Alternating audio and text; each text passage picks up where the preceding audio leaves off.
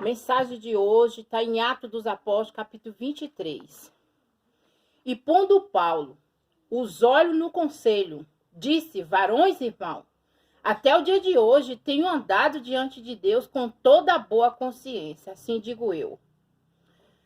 Mas o sumo sacerdote, Ananias, mandou ao que estava junto dele que ferisse na boca, só porque Paulo respondeu. Então Paulo lhe disse: Deus te ferirá, parede branqueada, tu estás aqui, assentado para julgar-me conforme a lei, e contra a lei me mandaste ferir? E os que ali estavam disseram: injuriar o sumo sacerdote de Deus. E Paulo disse: não sabia, irmão, que era o sumo sacerdote, porque está escrito: não dirá mal do príncipe do teu povo. E Paulo, sabendo que uma parte era de saduceus e outra de fariseu, clamou no conselho: varões, irmão, eu sou fariseu, filho de fariseu. No tocante à esperança e ressurreição dos mortos, sou julgado? Havendo dito isso, houve dissensão entre os fariseus e saduceus, e a multidão se dividiu. Uns acreditavam e outros não. Porque os saduceus dizem que não há ressurreição, nem anjo e nem espírito. Mas os fariseus reconhecem uma e outra coisa, né? Tem muitos templos aí que não acreditam no poder de Deus, não acreditam no poder do seu filho, né? E originou-se um grande clamor. Levantando-se os escribas da parte dos fariseus, contendia dizendo: nenhum mal achamos neste homem, e se algum espírito ou anjo lhe falou, não resistimos a Deus. Quer dizer, né? Muitos falam bem, muitos falam mal, muitos vê maldade em mim, muitos não. Amém, glória a Deus por isso, né? E havendo grande dissensão, o tribuno, temendo que Paulo fosse despedaçado por eles, mandou descer a soldadesca para que o tirasse do meio deles e o levasse para a fortaleza. E na noite seguinte, apresentando-se-lhe o Senhor, disse: Paulo, tem ânimo, porque como de mim testificaste em Jerusalém, assim importa testifique também em Roma, né? O próprio anjo apareceu a Paulo dizendo para ele ter bom ânimo, que assim como ele foi em Jerusalém, será em Roma também. Conspiração do judeu contra Paulo. Este é mandado para Cesária. Quando já era dia, alguns dos judeus fizeram uma conspiração e juraram dizendo que não comeria nem beberia enquanto não matasse a Paulo. Imagina, não é diferente com a irmã Eliana, não. E continuo falando, estou aqui de joelho dobrado, porque o único Deus e Senhor e Salvador da nossa vida se chama Jesus Cristo. Nunca existiu outro Deus além do nosso Deus. Ninguém pode passar na nossa frente se não for por meio de Jesus Cristo. Então, por Paulo pregar a verdade, Paulo estava sendo ameaçado. Não é diferente dos ministros que o Senhor escolhe para trazer a obra, porque ele falou que nem todos são ministradores da palavra. E era mais de 40 os que fizeram essa conspiração. Imagine juntar 40 irmãos e orar contra uma pessoa, né? Não é fácil, só que tudo que vai volta. E estes foram ter com os principais do sacerdote e ancião, e disseram: conjura nós sobre a pena de maldição, anda provarmos até que matamos a Paulo. Agora, pois, vós, com o conselho, e rogai ao tribuno que vos traga amanhã, como querendo saber mais alguma coisa de seus negócios. E antes que chegue, estaremos prontos para o matar. Quer dizer, já estava tudo programado para matar Paulo, né? Mas sempre tem um anjo do Senhor que acampa diante de pessoas ruins, diante de laço de passarinheiro, para provar a verdade. E o filho da irmã de Paulo, tendo ouvido acerca dessa cilada, foi e entrou na fortaleza e o anunciou a Paulo. E Paulo, chamando a si um dos centuriões, e disse: leva este mancebo ao tribuno, porque tem alguma coisa que ele comunicar. Quer dizer, Paulo já estava jurado de morte, já estavam levando falso testemunho para Paulo. Mas o anjo que cuidava de Paulo enviou, né, uma pessoa que ouvisse toda a cilada de Satanás. Assim eu creio, que todos que andam orando contra, que todos que andam fazendo oração contra a minha vida, Deus dará um fim, porque eu creio no Deus poderoso. Não estou aqui brincando, não. Porque buscar a palavra de Deus tem que ter coragem. E tomando ele, pois, o levou ao tribuno e disse, o preso Paulo: chama a mim a si, e me rogou que te trouxeste este mancebo, que tem alguma coisa que dizer-te.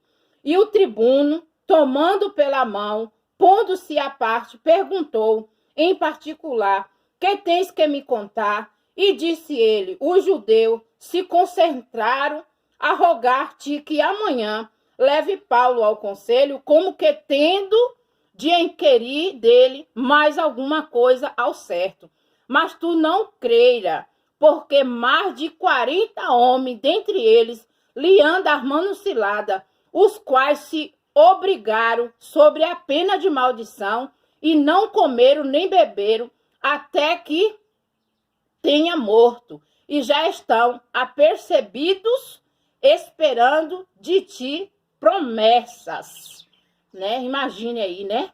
E então o tribuno despediu o mancebo, mandando-lhe que a ninguém dissesse que lhe havia contado aquilo. E chamando 2 centuriões, lhe disse: aprontai para as 3 horas da noite 200 soldados, 70 cavalos, 200 lanceiros, para ir até Cesária. Aparelhai calvaduras, para que, pondo nela a Paulo, o leve salvo ao presidente Félix. Escreveu uma carta que continha isso: Cláudio Lícias a Félix, potentíssimo presidente, saúde. Este homem foi preso pelo judeu, estando já a ponto de ser morto por eles. Sobrevia eu com a soldadesca e o livrei, informando de que era romano, e 40 sobre a causa, e querendo saber a causa, porque acusava, o levei ao seu conselho, e achei que o acusava de alguma questão da sua lei, mas que nenhum crime havia nele, digno de morte ou de prisão. Quer dizer, só estavam ameaçados, porque Paulo falava com autoridade. Paulo antes perseguia a igreja, mas hoje Paulo era uma pessoa fiel diante do poder de Deus e pregava a verdade, e nem muitos concediam com isso, né? É como Jesus. Jesus veio para fazer a vontade do Pai, mas mesmo assim ele se ficava enraivado, né? Porque Jesus fazia de graça e eles queriam ganhar em cima da palavra de Deus, como muitos querem fazer hoje. Quer enriquecer em cima da palavra de Deus, mas tem seu preço. E sendo-me notificando que o judeu havia de armar cilada a esse homem, logo te enviei, mandando também aos acusadores que perante ti diga o que tiveram contra ele e passe bem. Tomando, pois, os soldados a Paulo, como lhe foram mandado, trouxeram de noite a Antipatris.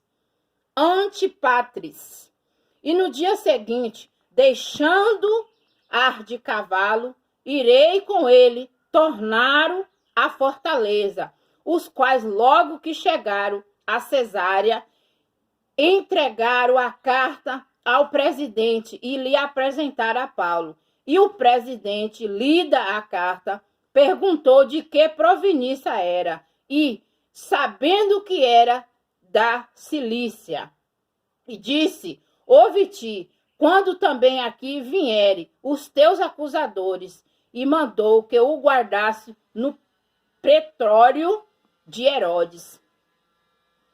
é forte, né, meus irmãos? A palavra está em Atos dos Apóstolos, capítulo 23. Então, armar uma conspiração para matar Paulo. Não é diferente da minha personalidade, não, mas continuo aqui a dizer. Hoje quem vai na minha frente é o Todo-Poderoso, que garante a minha vitória. Eu creio nas promessas dele, esperarei com paciência, como diz o Salmos 40, porque não foi eu que escolhi o evangelho, foi o evangelho que me escolheu. Não estou aqui para ter milhões de seguidores, porque se eu não cuidar da minha alma, quem cuidará dela, né? Não adianta a gente querer ganhar o mundo todo e nós mesmos que pregamos a palavra perder nossa alma. Nós temos que vigiar a nossa vida, a nossa família, porque o Senhor é quem vai julgar tanto os vivos como os mortos. Não estou aqui para ser julgada pelo ser humano, pela humanidade, sim pelo poder de Deus, porque eu sei que dele vem a minha recompensa, sei que vem meu galardão, glória a Deus, aleluia. E sou grata todos os dias do Senhor me conceder mensagens novas. A palavra é começo, meio e fim.